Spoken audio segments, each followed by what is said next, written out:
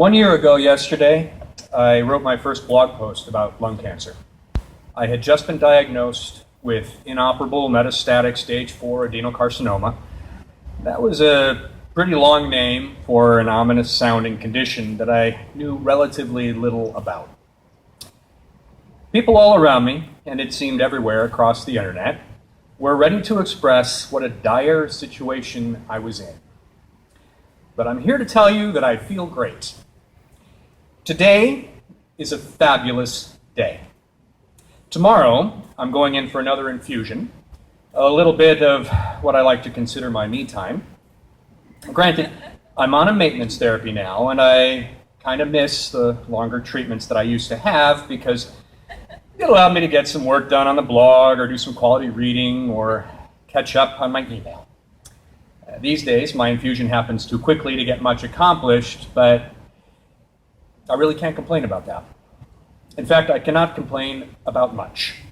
After all, I'm alive and I'm feeling quite healthy. 20 years ago, someone with my diagnosis would have had a very different prognosis.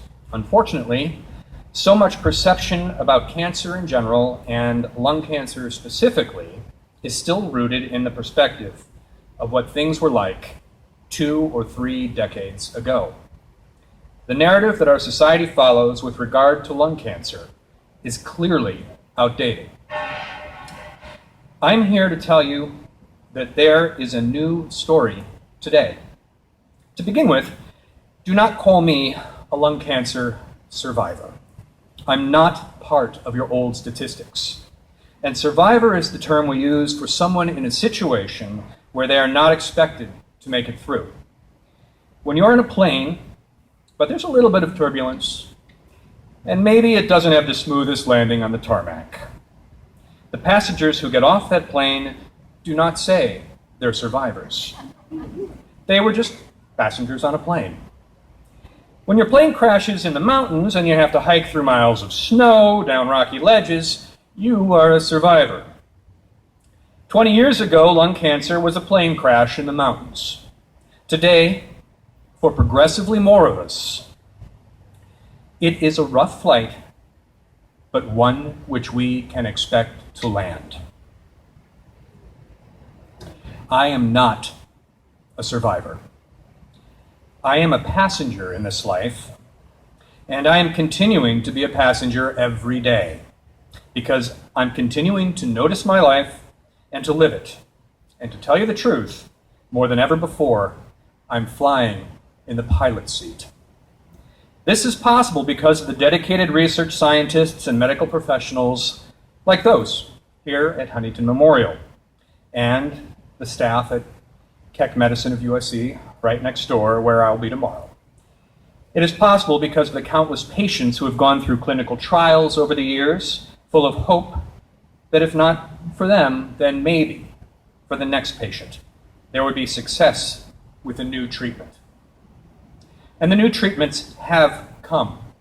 Promise continues to arrive in laboratories, making its way through the system and finding the way toward market with exciting targeted therapies, and most recently, the new immunotherapies that offer more options for more tolerable and more effective treatment than ever before.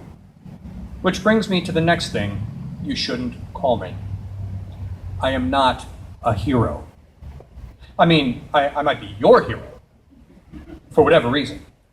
But just having cancer and living my life the way I should have been living it anyway doesn't automatically make me a hero.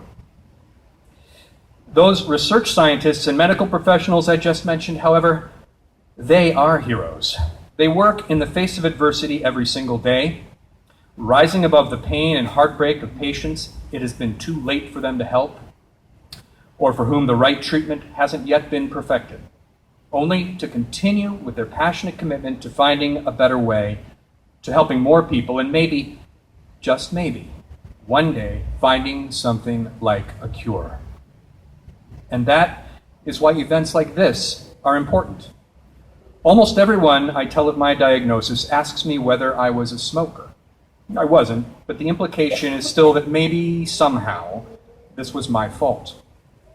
And just because someone was a smoker still does not make it their fault. there are more risk factors out there than any of us realize, and cancer isn't anyone's fault. People are not ready to believe that this cancer might just happen.